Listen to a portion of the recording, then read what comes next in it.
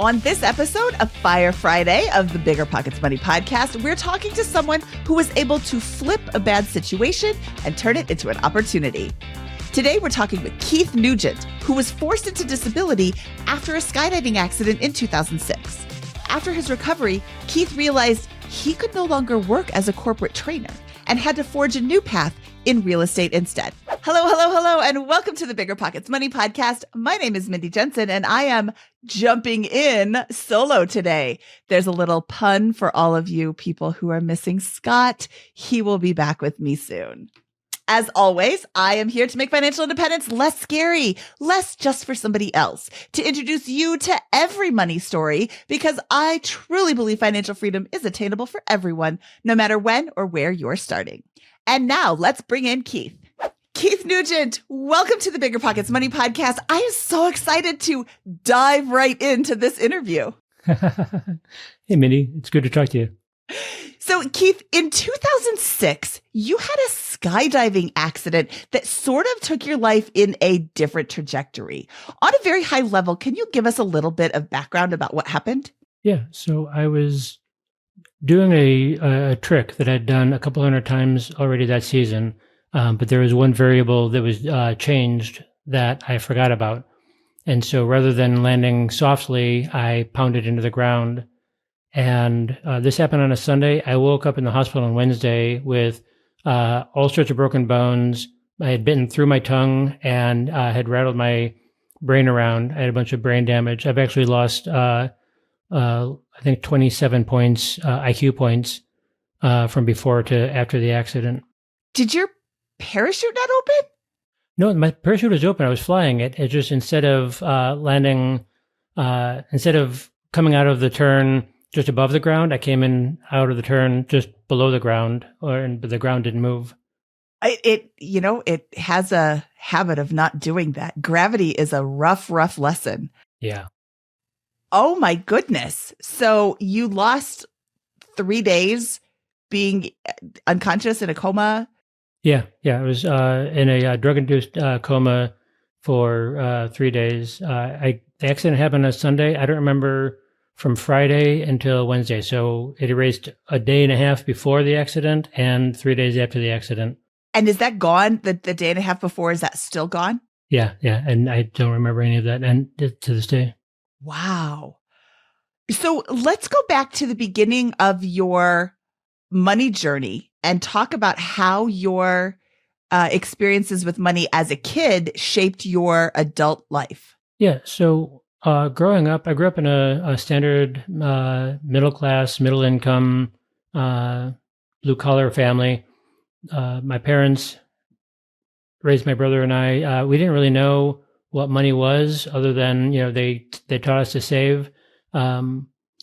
They had a number of shortcomings. My dad got injured when I was 8, and so he was out of work for a year and a half. My brother and I had no idea how that affected the family financially. Looking back now, I can see some big changes that happened during those times, but at the time, I was just a happy kid. And my parents really emphasized the idea of saving. So every birthday or whatever celebration, we would get cash gifts, and we were told, okay, you can keep this small percentage of it, but then now we're putting the rest of it into a savings account.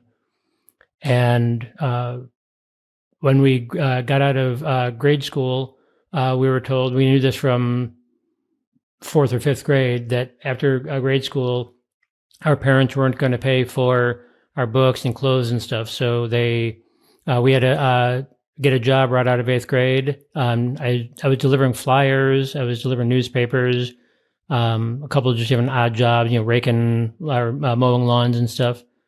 And so it was ingrained in me from very early on that, like, if you want something, you have to pay for it. And if you have to pay for it, you have to save up your money. So while my classmates had flashy clothes and cars and everything, I bought the reasonable, economical clothes because that's what I could afford on the income that I had. And so that continued on through into college, just like always, save my money, and you can only afford what you have money for. That is a really great lesson. I'm I'm a little surprised that your parents would cut you off after 8th grade. Did they give you any sort of stipend, or was that just, hey, you're 13, now you're a man, go out and make your own way? Well, I mean, we didn't have to pay for everything. So I had to pay for any of the books, clothing, or any entertainment. They still fed us 3 times a day. They still made their roof overhead.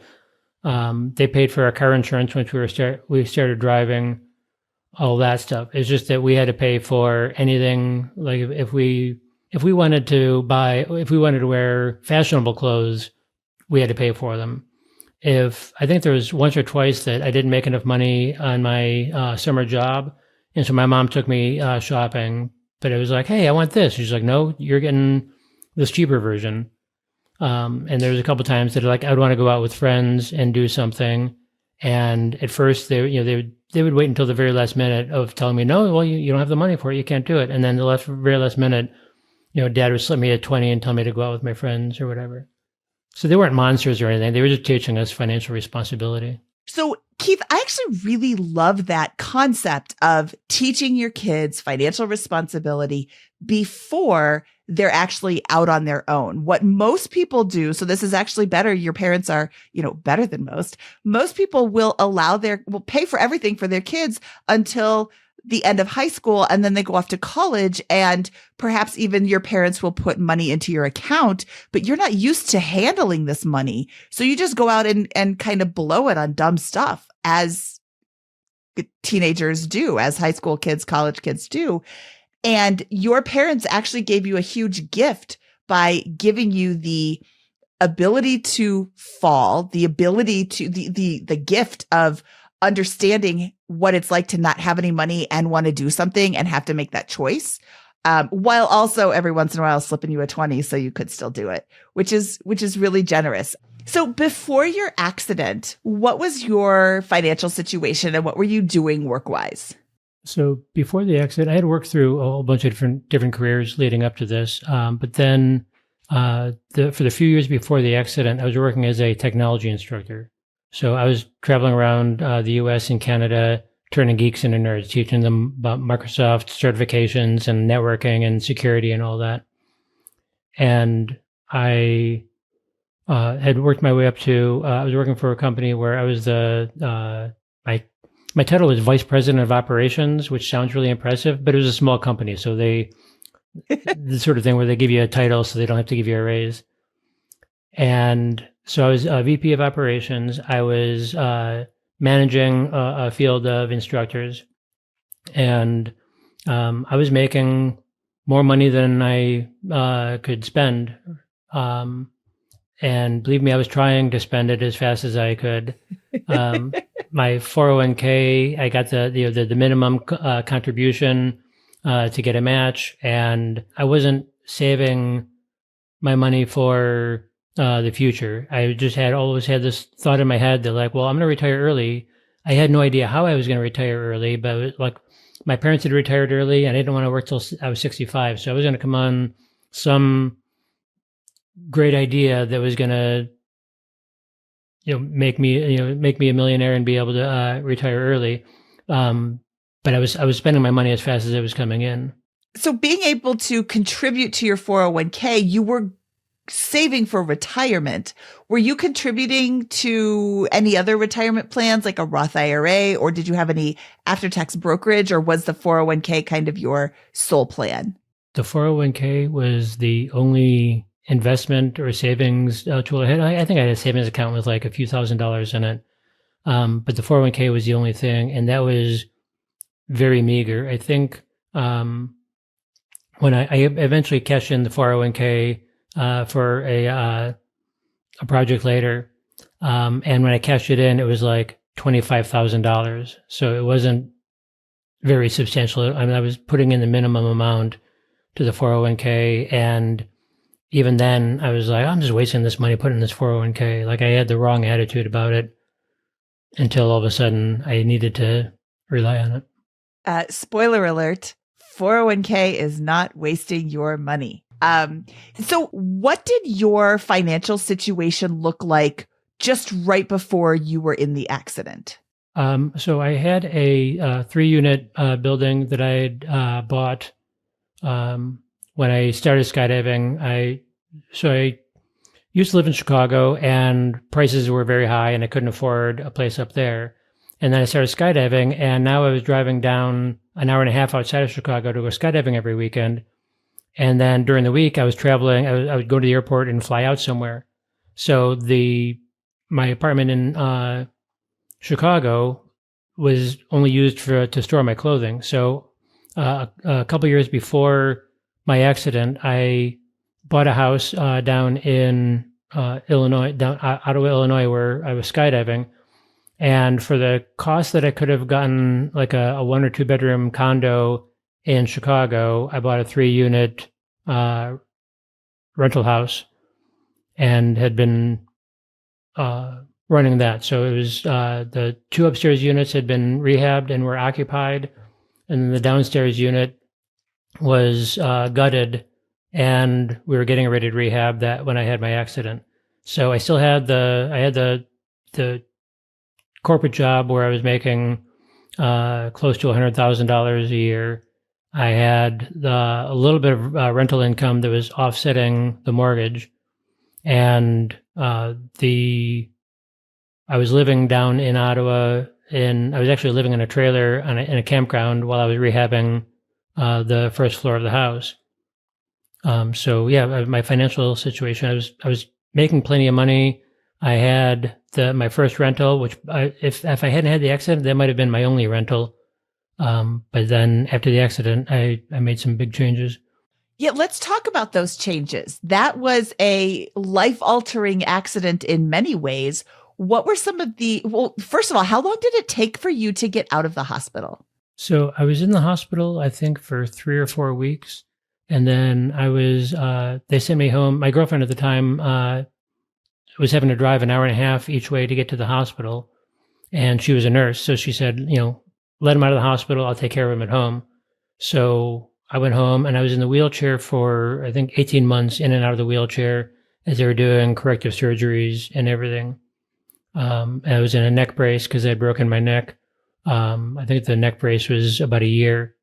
And so it was probably a year and a half before I was able to go back to work. When I first woke up in the hospital, I couldn't talk because I'd bitten through my tongue and my mouth was swollen. I'd broken some teeth, but I was trying to convince my family that I needed to call my boss because I knew it was Wednesday and he expected me to be to work on Monday, and I was terrified that I was going to lose my job for not calling him. They're like, we've talked to him.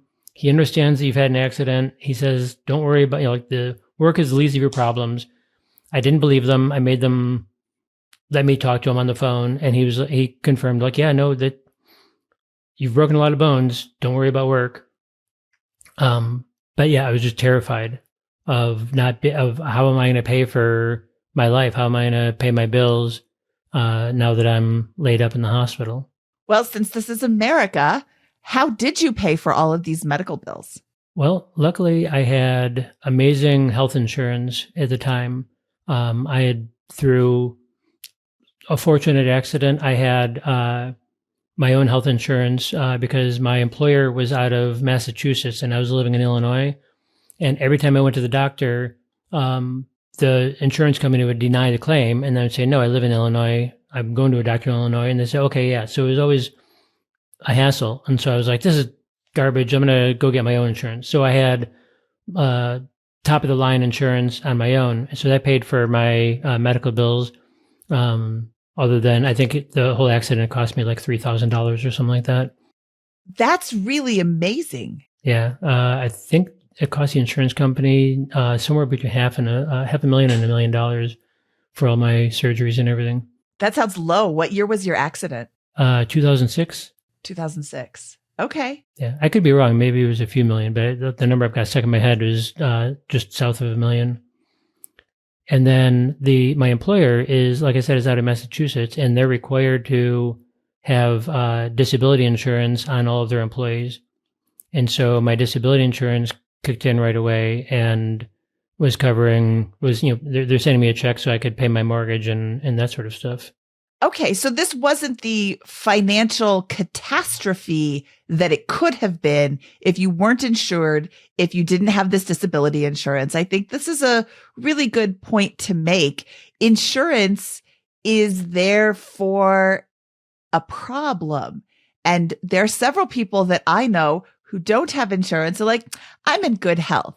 Okay, are you in good health? And do you sit around doing nothing all day so nothing could possibly happen to you? And yes, I'm going to acknowledge that skydiving is slightly more risky than other things that you could be doing. Because this was a skydiving accident, did you receive any compensation from the skydiving company or their insurance policy when it happened? Or is skydiving a participant beware activity?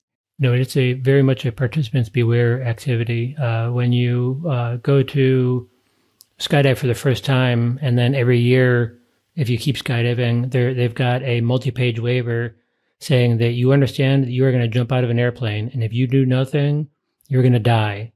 And it's not the people who are flying the plane, it's not their responsibility to save your life, and you're the only one in the air there. One of the big life lessons that I've gotten was that first, when I was first learning how to skydive, they said, you are the only person responsible for saving your own life. So I've taken that as you're responsible for your success, for your health and longevity and everything else. Like, you are responsible for you. Nobody else is going to take up the responsibility for what you do and what your decisions are. Okay. Well, that's good to know. I feel like I would be remiss if I didn't ask that. And you're like, oh yeah, and by the way, I got a $50 million settlement. That'll change your financial position just a little bit. So Keith, you alluded to owning more rentals than just this original threeplex. When did you start buying more rentals? Okay, so my accident was 2006. I went back to work in 2008 in a limited capacity. They were trying to do accommodations for me. And that lasted for about a year. And the end of 2008, my boss told me that, you're not the same person that you used to be. You have memory problems and other mental awareness problems. I had some anger issues that I was dealing with at work and in life. And so he said, we've got to put you back on disability because you're not able to do the job. And I argued with him. No, I'll do better. I'll try harder. And he said, no, it's been a year. We've keep trying to make these accommodations, and it's not working. And so I was crushed because I had identified with my job was my identity. Like, I am a computer trainer. I am an executive or manager or whatever. And so being told that I couldn't work and that I wasn't able to do the work anymore felt like being told that I didn't exist. It told me that I was worthless as an individual. And so I spent a few months kind of panicking and getting over that. And then I thought, okay, well, I need to take care of myself. I need to figure out how I'm going to get by here. Like, I didn't trust that disability was going to last. I've heard all sorts of horror stories of people being on workman's comp or disability, and the insurance company sends them to their doctor, and their doctor says that they're fine and cuts off their payments.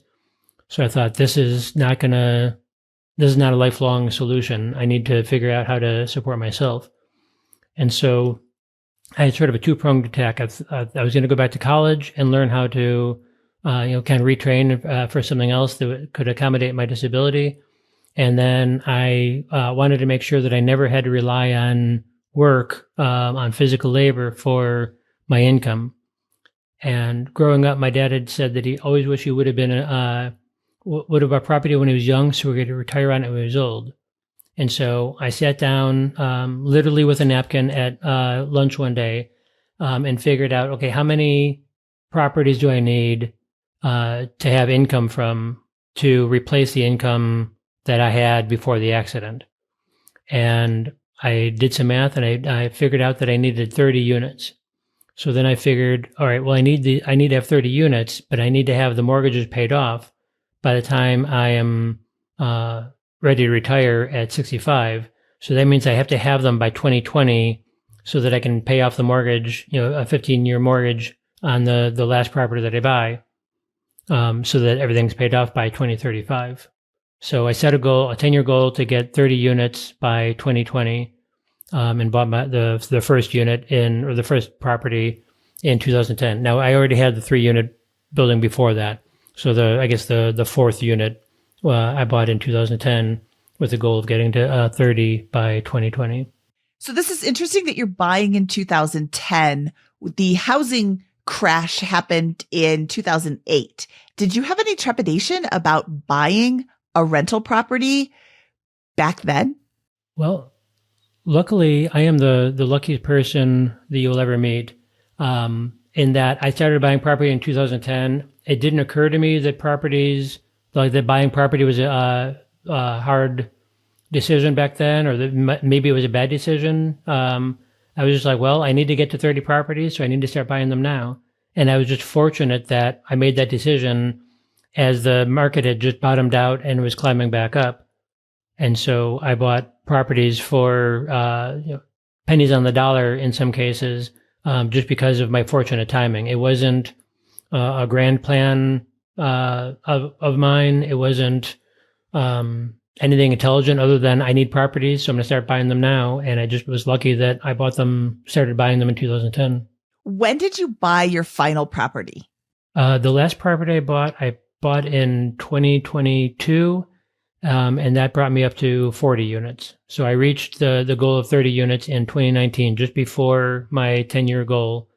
And then momentum just kept carrying me forward, because when you're buying a lot of properties in a small town, everybody knows that you buy properties. And so whenever anybody has anything to sell, they call you up and say, hey, I've got this property. Do you want it? And I'm like, oh, well, I'll take a look, see if the numbers work. And then I kept buying. So the last one was 2022.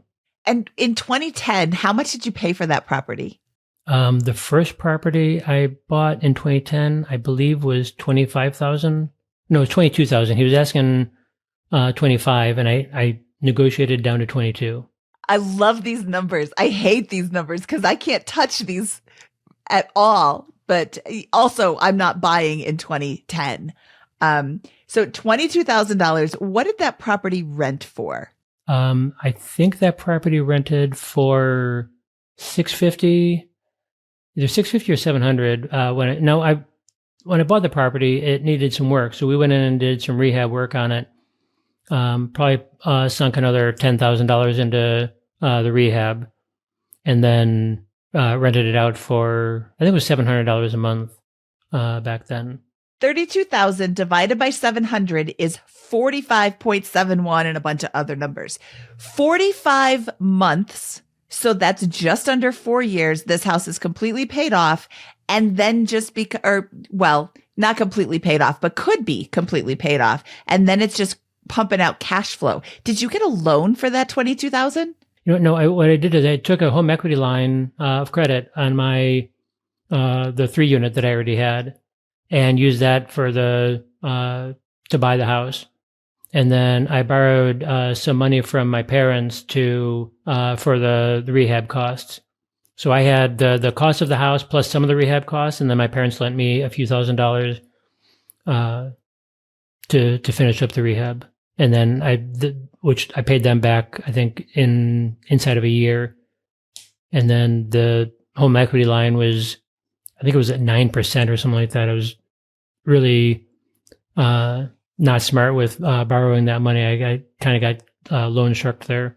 So I paid that off in a few years as well. Good for you. All right. And then 2019, your last property that you purchased, or 2022, your last property that you purchased, what did you pay for that?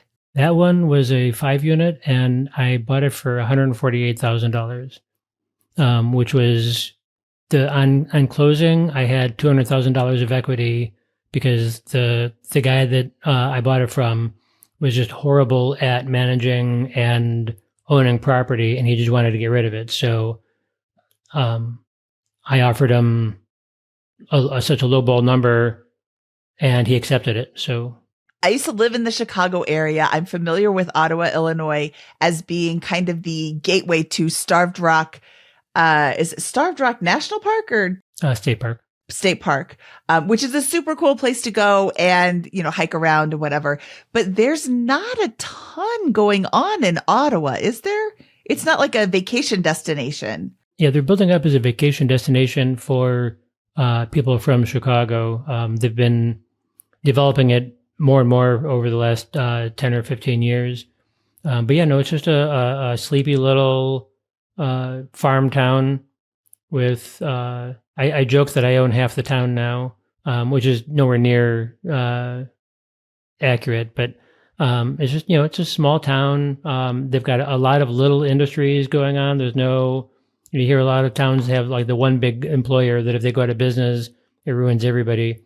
And Ottawa doesn't have that. We've got a bunch of factories and warehouses and technology companies and a wide variety of different industries and small companies that are the employers in town. It doesn't sound like there's a lot of appreciation going on in Ottawa, Illinois, but there is a lot of cash flow. Would you characterize that? Yeah, that's absolutely true. Yeah, when the the housing market crashed in 2008, Ottawa saw a slight decline. Where in Chicago, people were losing half the value. In Ottawa, people would lose like 10% of the value.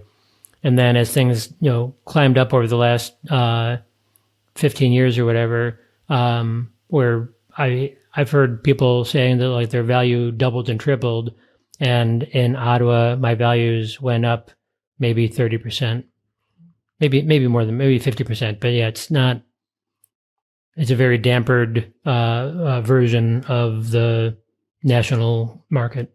Well, that sounds more stable than the national market. It went down a little bit, it goes up a little bit, but the cash flow seems like it's really the reason that you're investing in these properties. What sort of cash flow does your 40 units kick off every month? I don't have the numbers right in front of me, but when I was buying my properties, I made sure that each one would cash flow at least $100 a month per door when I was buying them and that's what it showed in the calculator. And they've all done that or better. I still have the mortgages on them. I still have all the typical expenses, and they're throwing off enough cash flow for me to support myself pretty well. Does your rental income cover your expenses or cover your expenses plus, meaning you have more than what you need?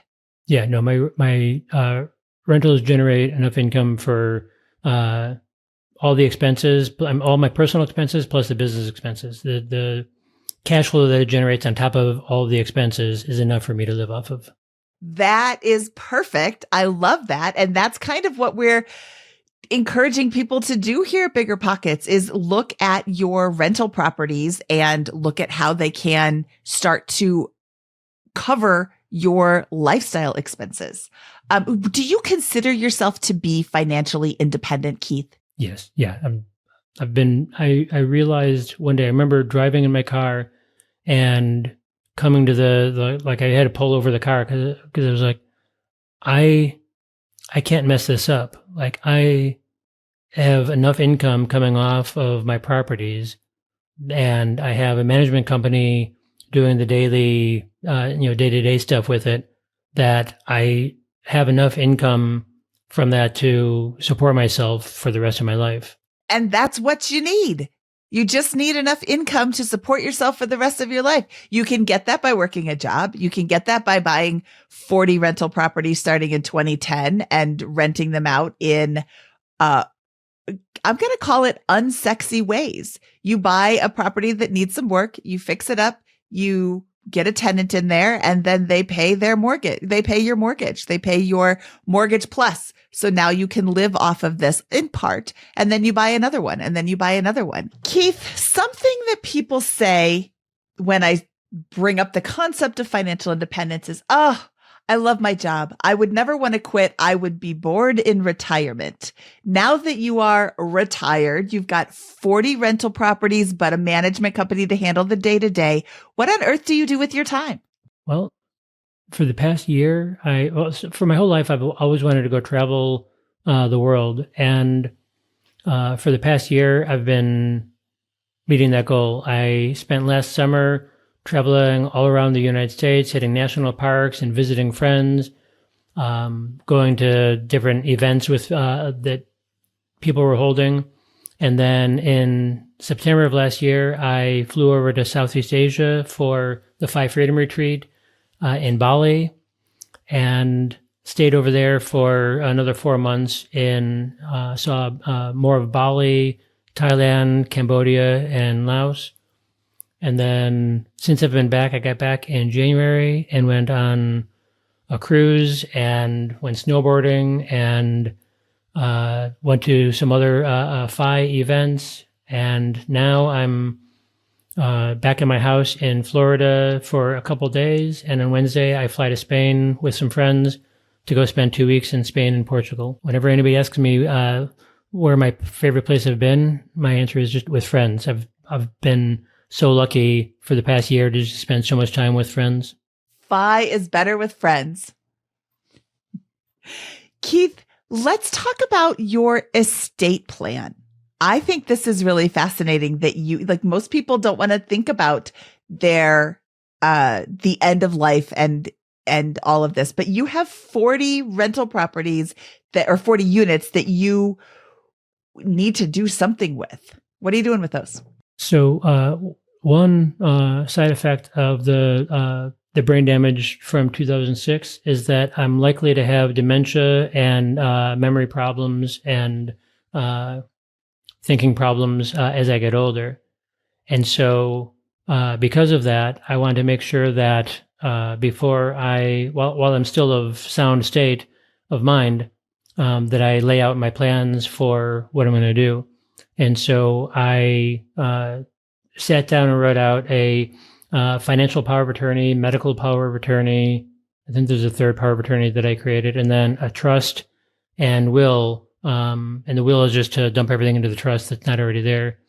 And the idea is that when I die, I have a corporate trustee that's going to take care of my property. And I've already got property management in place for everything. And so the day-to-day is already handled now, but then there's a corporate trustee that'll make decisions for the management company if they need to sell a property or if they need to do large capital expenditures. And then the cash flow that I'm getting now will go to some people that have designated to receive that cash flow. And then on their death, everything will be liquidated and donated to charity. Keith, what I hear you saying is that you have put a lot of thought into your succession plan, and that, yes, there is this potential for an adverse effect from the accident that keeps on giving, apparently. There's a potential for an adverse effect. And instead of putting your head in the sand, you're proactively preparing for this. I don't know who needs to hear this. I am sorry if this is going to come as a shock, but you, my dear listeners, are going to eventually cease to exist. And that is a statement of fact. You are not going to be able to, I hope it doesn't happen tomorrow, but you're not going to be able to live forever. So with that said, you need to make plans for when that happens. Otherwise, the state's going to do it for you. And I promise you, it's not going to be something you like. So I really like that you have thought ahead. You have decided not only what you want to do with the properties, what you want your heirs to get from the properties, and then move on after they have passed. This is what's going to happen with the properties. What charities are you donating to?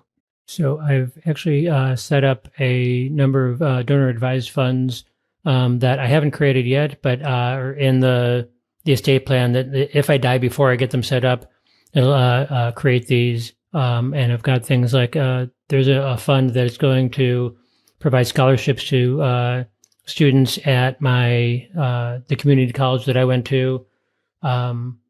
There's a fund for helping out the teachers in the local community to pay for supplies for school supplies for kids. It's unfortunate that teachers often have to buy the school supplies, but this kind of helps them out.